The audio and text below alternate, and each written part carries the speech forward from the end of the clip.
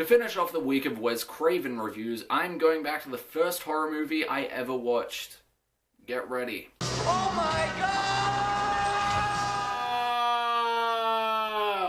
god! Hey. Awful. Almost exactly a year has passed since the brutal murder of Sydney's mother, when 2 students are found gutted by a masked killer. Who is the killer? Are the killings related to Sydney's mother's death that was almost exactly a year before?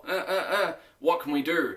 Are they being hunted? Oh god! Scream is a 1996 slasher film written by Kevin Williamson and directed, of course, by Wes Craven. The main character, Sydney Prescott, is played by Neve Campbell. I felt that she fit the role just perfectly, and her performance was actually really good. Courtney Cox plays a cliche nosy reporter called Gail Weathers. Ha ha! She was absolutely amazing in this film, and because of how good her performance was, I craved more of her character's screen time, even though I didn't exactly like the character that much. David Arquette plays a clumsy but lovable police officer named Dewey. Now, I think that he suits this character perfectly, but I'll give you some reasoning for that.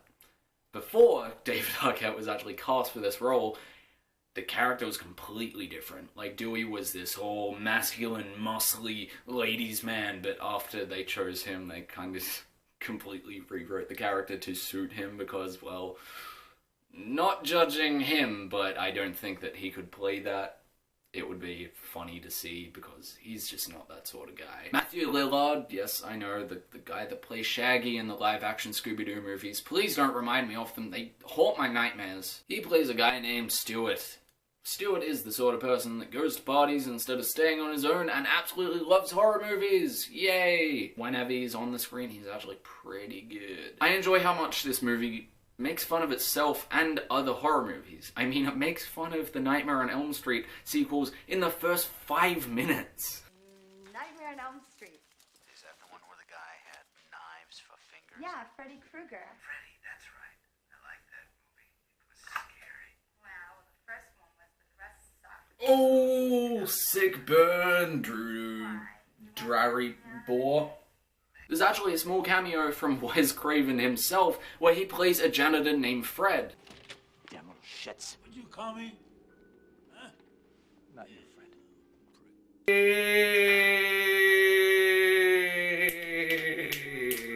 It's funny because he's actually dressed like Freddy Krueger, and just a little fun fact, he's wearing the actual sweater that Freddy wore in the original movie, which makes it so much better. There are quite a few jokes in this movie that I chuckled at, and I think it just added to the experience overall. I loved the little, like, banter and arguments that Gail and her cameraman had. I thought that was hilarious. One thing I kinda don't like about this movie is the amount of ridiculous false scares. I swear to God, every single time Billy was on screen, there was a false scare. Oh, Jesus!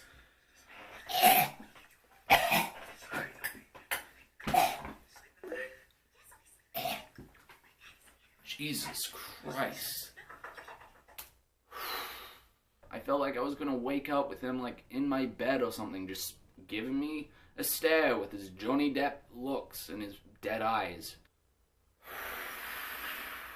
This movie constantly brings people to your attention and shows them in bad light. It gives you clues, and it constantly forces you to make theories about characters. It shows you things that you wouldn't see behind doors, and you'd be like, oh, that would make so much sense if that person was the killer. Then they do it with another person, and it completely throws you off. You're like, oh my god, okay, so who is the killer?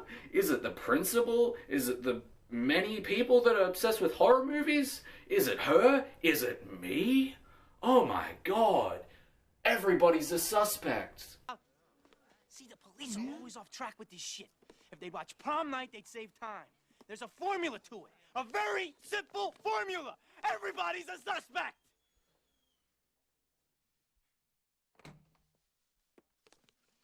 What makes this movie great is it just makes you think. It's not about some invincible killer out there that haunts you in your dreams, or someone that just runs around with a machete because he was drowned as a child and his, dead mother is controlling him.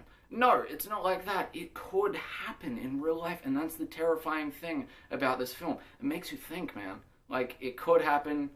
Obviously it's not going to, but it could. It's just people, man, and I think that that's terrifying.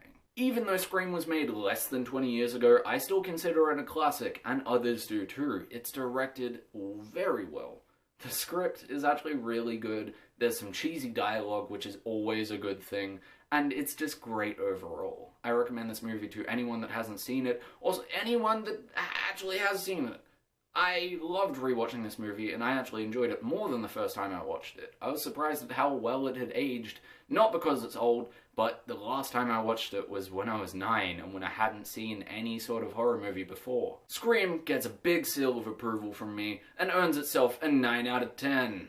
Just kind of missed the sequels. Have you guys seen this movie? What did you think? Did you think it was trash? Did you think it was awesome?